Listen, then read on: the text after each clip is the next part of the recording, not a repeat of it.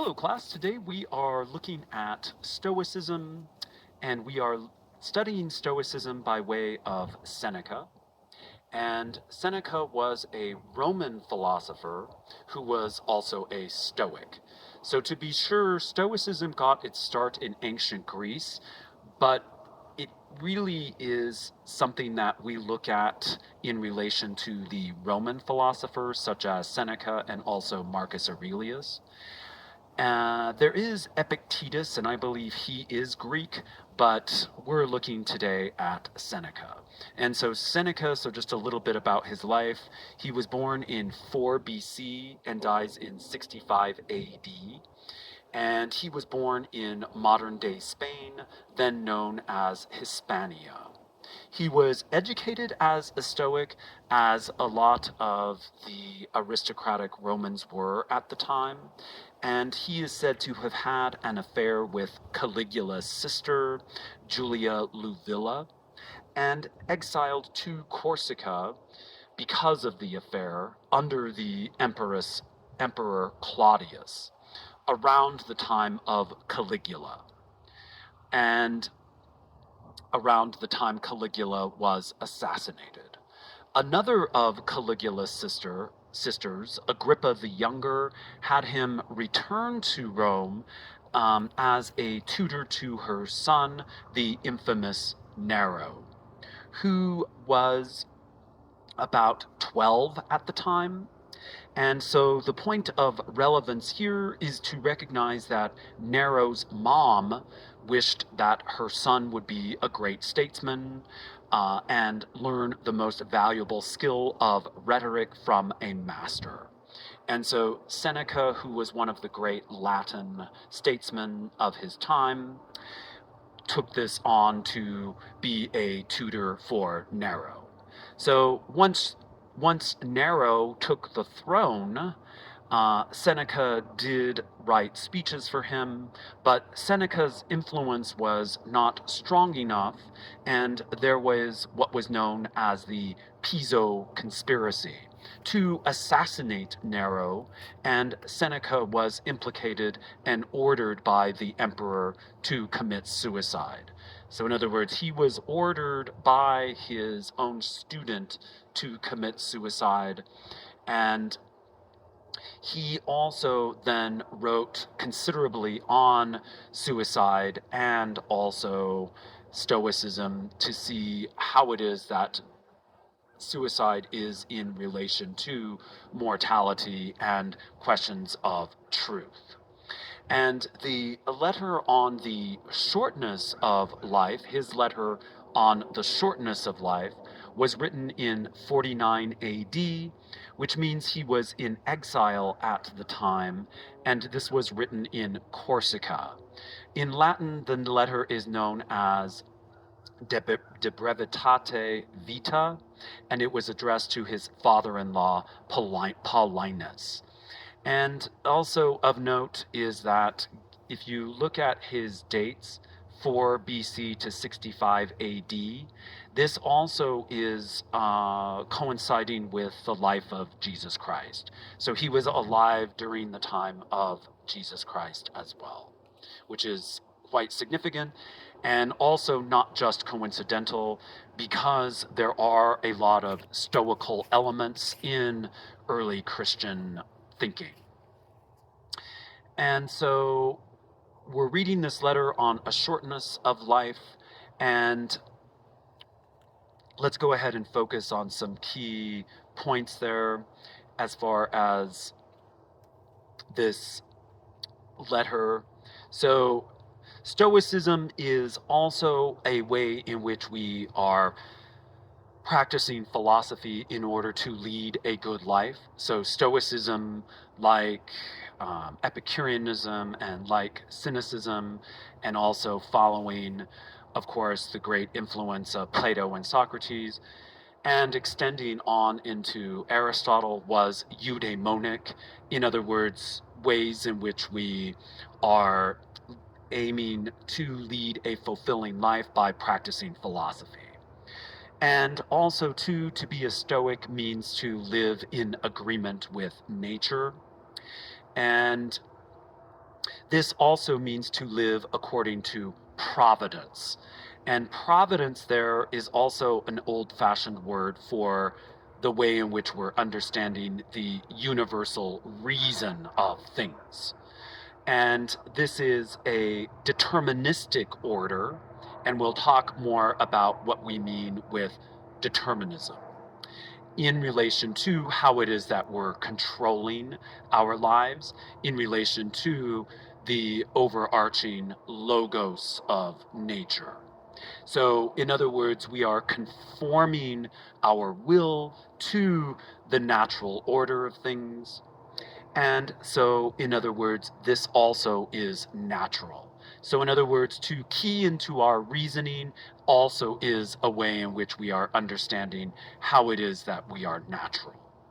And so, for Seneca, there is a way in which we are looking at the means of developing the self in terms of living in relation with others, and also this sense of considering our mortality as well. So there's always a sense of understanding how it is that we are reasonable for ourselves, but most importantly, how it is that we're understanding ourselves in relation to others, and likewise the larger whole.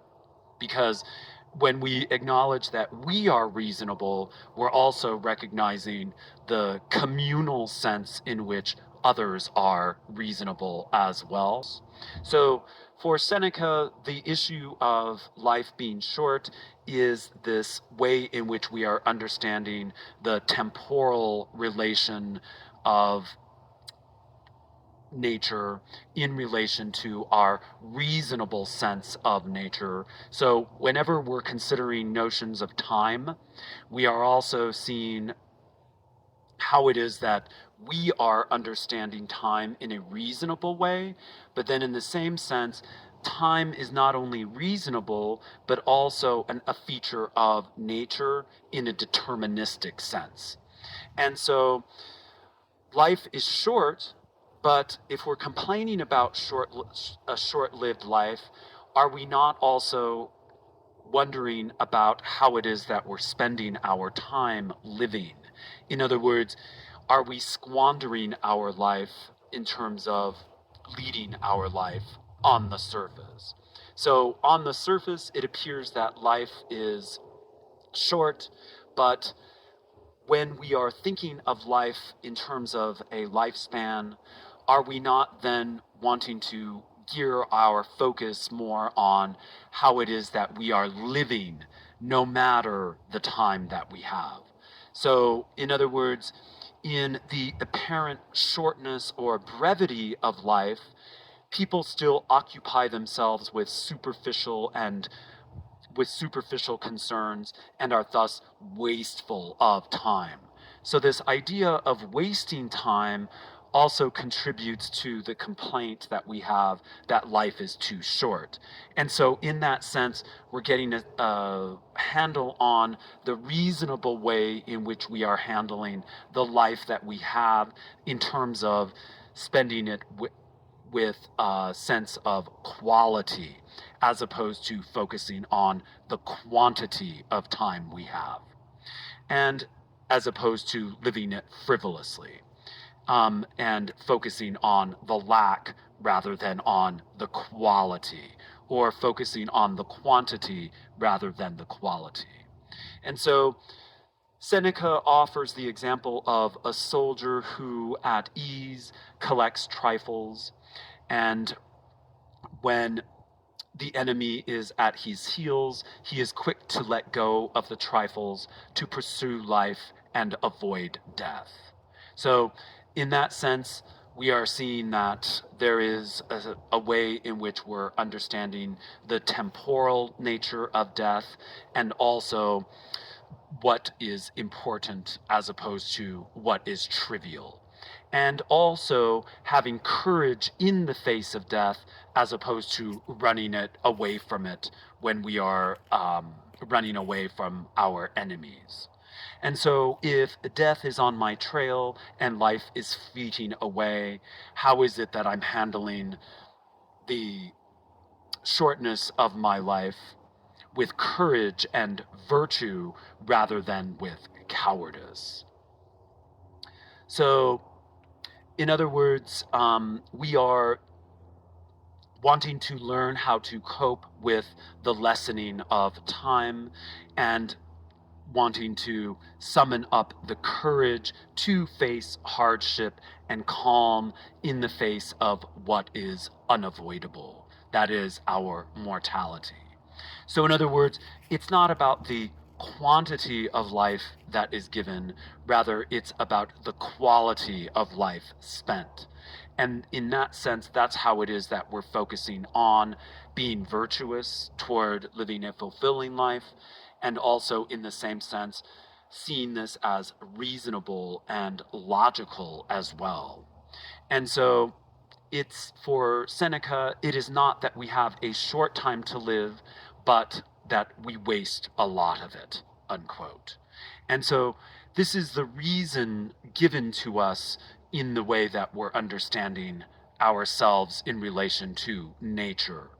And so we aim to perfect our virtue and perfect our reason as a matter of choice and also as a way to face our mortality. And so in our class announcement, I have a PDF with key quotes from Seneca's letter on the shortness of life. And in these quotes of Seneca's, I've bolded certain words, and those words are death, courage, time, reason, and nature. And what you want to do is you want to situate those words in relation to a Stoic outlook. In other words, the fact that we die is also a feature of nature, and also it is a way in which we are managing the fact that we die by way of reason as well. And then also when we're facing our mortality and perhaps the shortness of our life, we are wanting to live eudaimonically and virtuously in terms of facing our mortality by way of courage and virtue. And this way that we're thinking about death too is this idea of Stoicism, whereby a modern version of Stoicism is such that we are downplaying our emotions and focusing only on that which is reasonable and looking away from emotion. Whereas what we have to see is that in an ancient sense, this modern sense is a bit of a misnomer, whereby the ancient Stoics were willing to face their emotions, but then to regulate their emotions and problems with their reasoning, as opposed to downplaying them or erasing or avoiding one's emotions. And that is also brought about by the way in which we are reasonable in terms of what is natural. And also with death and Stoicism, one thing students want to point out is that we cannot control death, so it's useless if we try to control death, right? But actually, that is also a misnomer, because living a life of virtue is also creating a life whereby we are not dying sooner than we need to, right? So in other words, the way in which we are managing our lives is always in a way that we are thwarting death so as to not bring about it any sooner than we need to. And also, as I pointed out earlier, the way in which we are understanding time is linked to the way in which we are reasonable. But time also is a feature of nature as well. So when we're looking at those quotes, we want to think of those key terms and tie those into what we're referring to as the Stoic diagram or the Stoic triad. And so the Stoic triad, at the top of the triad, and chances are you won't be able to see my diagram here in the video, it will probably be backwards. But at least you could see that at the top we have logos, which is a way in which we're understanding reason and rational choice.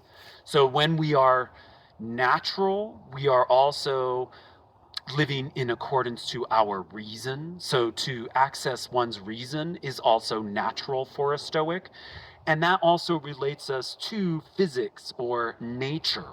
Okay? So, in other words, nature is deterministic for a Stoic as well. In other words, there's features of nature that we cannot help. So again, we cannot help that we are mortal, but yet at the same time, we do not bring about death sooner than we need to. So there's this balance that we're understanding in terms of our reason as well.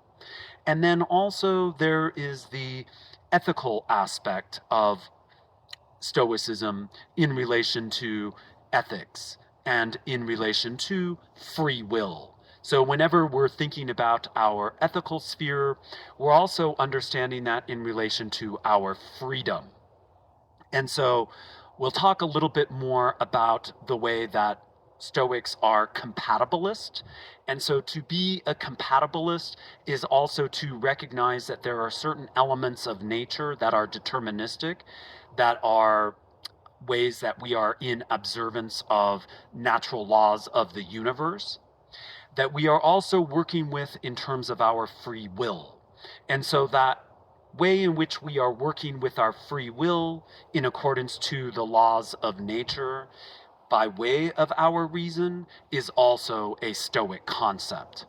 And it's a core Stoic concept in terms of compatibilism, but then it's also a core Stoic concept into the point I brought up a little bit ago in relation to this notion of control. So a control for a Stoic is a way in which we're understanding how it is that I'm managing my life in a reasonable way to consider what I control versus what I cannot control. So if you are wanting to know a very simple way to understand a good Stoic outlook, you should understand that. That, in other words, a Stoic is one who knows the difference between what we control versus what we do not control. And that which we control, there's an aspect of freedom, but then that freedom comes with the condition in observance of the natural laws of the universe. And to recognize this is also reasonable. So that triadic structure is something that always has overlap for the Stoic. We are reasonable. We understand there are features of nature that we cannot control.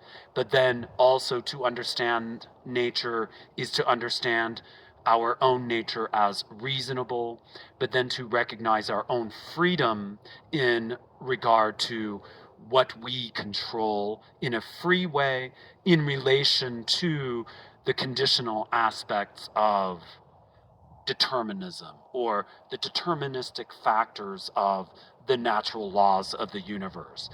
So oftentimes it's misguided notion to think that Stoics are strictly deterministic, and that is incorrect because they're always looking for ways in which we are free in a deterministic universe as well. So, and that is another way to characterize compatibilism. So Stoics are compatibilists, and to do so is also to live in agreement or closer to nature.